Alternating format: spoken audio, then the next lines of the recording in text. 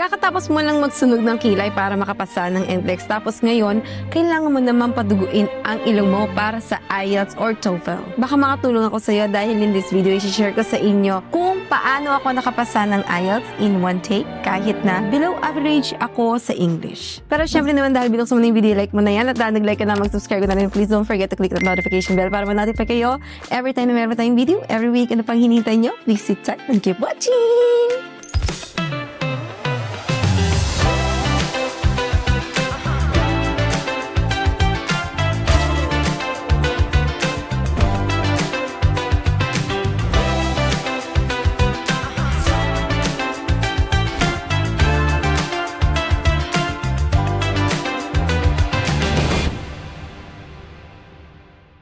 Bago tayo magsimula, I just wanna say na alam kong busy ang mga life natin, so you can just let the video play and just listen habang may ginagawa ka. Malay mo naman may mapulot ka ding tips dito and makakatulong din yan sa channel ko. Thank you in advance. Anyway, sa mga nagbabalak na mag-abroad dyan, tamang-tama din tong video for you. And also, I just wanna follow up yung last video natin para sa mga nurses na nagbabalak na mag-NCLEX kasi ang next step nyo is IELTS or TOEFL dahil madaming states ang nag-record nito bago ka maging RN. Una sa lahat, brief background lang po na ako ay lumaki sa magulang ko na puro Tagalog kami sa bahay, as in deep Tagalog. Alam nyo ba yung word na arganas? O, diba? Ganun kalalim.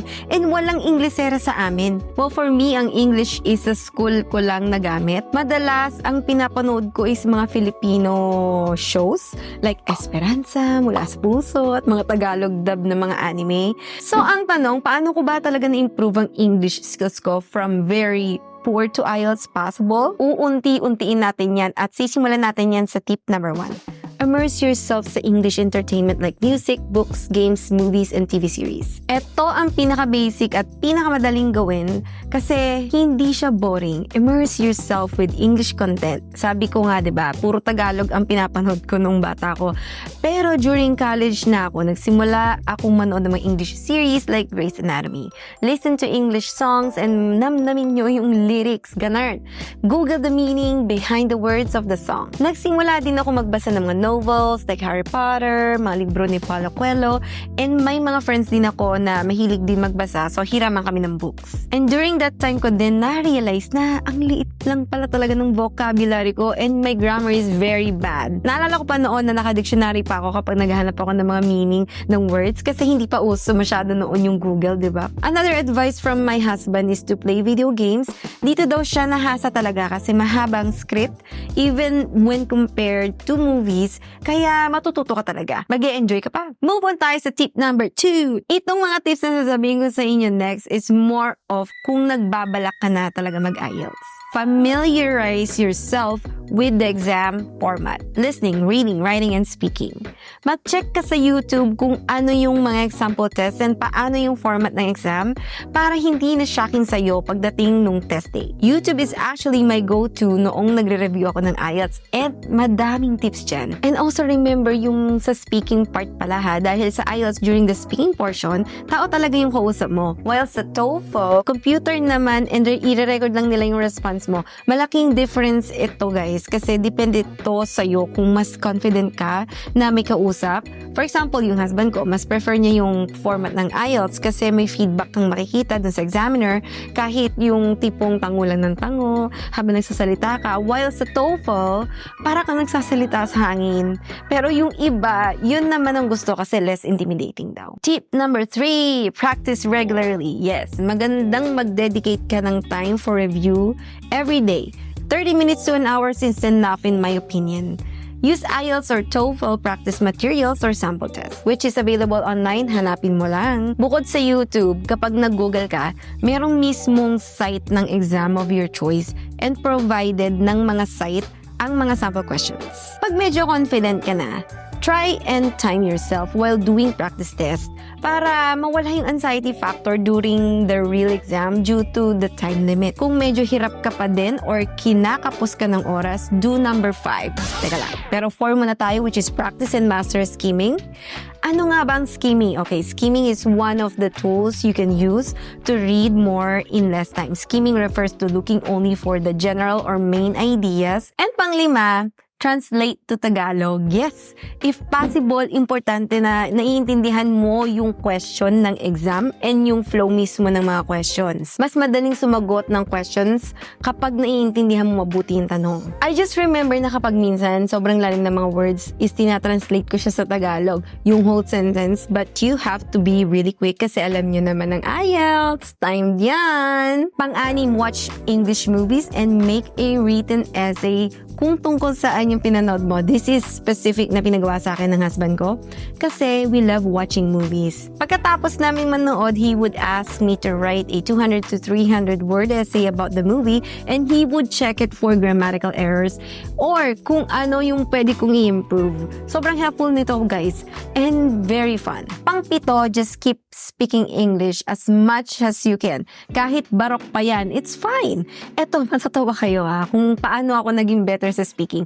Actually, pinakamataas na score ko to sa exam ko noon. Bukod sa syempre nakatulong sa akin na nasa country ako na English ang mother tongue nila. Plus, yung tumira pa ako sa Canada and nahasa talaga yung dila ko dyan sa McDonald's because of taking orders sa drive-thru where you have to be fast and also clear. Ang ultimate technique ko dito noon is naggagawa ako ng madaming questions. Then, yung husband ko ang taga-bunot, ganyan, na para kaming nasa pageant. Yes, meron pa akong nalalaman sagot na, thank you for the very beautiful questions. Ganyan ang mga ganap. Yes, make it fun, diba? Also, bago ako makapag-abroad, talagang nag-i-English ako sa bahay kahit nanay ko ini-English ko, kahit di kami magkaintindihan kung ano-ano pa ang sinasabi ko. At kung hindi mo alam paano i-pronounce, wag kang tama rin na i-google to kasi makakatulong talaga yan. Pangwalo, seek feedback. Like for example, tutors, peers, friends, teachers. Well, in my case, si husband talaga ang aking tutor, grammar checker, and generally, siya ang nag-screen palagi ng essay ko. Confident ako sa kanya manghingi ng advice kasi nag-IELTS to ng walang review tapos nakakuha ng 8.5. Asa ng hustisya. To be honest, guys, aaminin ko na sa inyo, up until now, yung mga captions ko, pag nagpo-post ako sa social media, pinapa-proofread ko pa rin sa kanya. And if I need to send an email, lagi ko din pinapa-double check sa kanya. Hanggang ngayon, yes, I am just lucky to have somebody na magaling sa English. But if you have nobody, you can ask for help sa friends mo, family, or anybody else who is willing to help, especially sa writing, para ma-identify mo kaagad yung mga areas na mahina ka and need pa i-improve.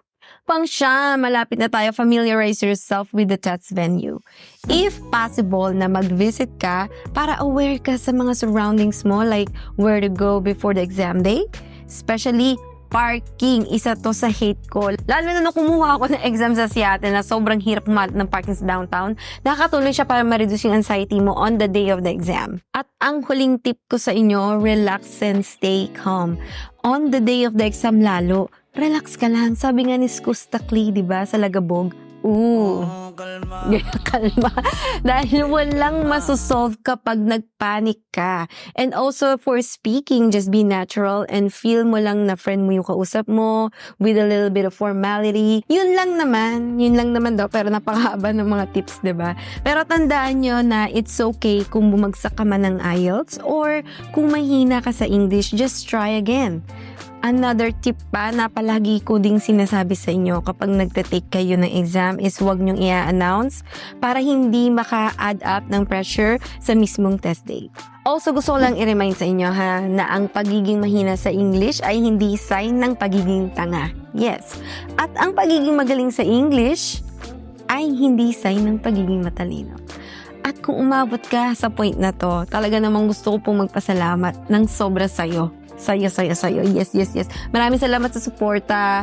Kung isa ka doon, please comment down below. Sobrang nag-enjoy ako sa mga comment nyo, lalo na kapag nag-reach out kayo sa ibang platform ng social media at nakikipag-chat sa akin. Thank you so much. Sana nagustuhan nyo itong video na to. Please don't forget to like, share, and subscribe. And I'll see you in the next video. God bless you!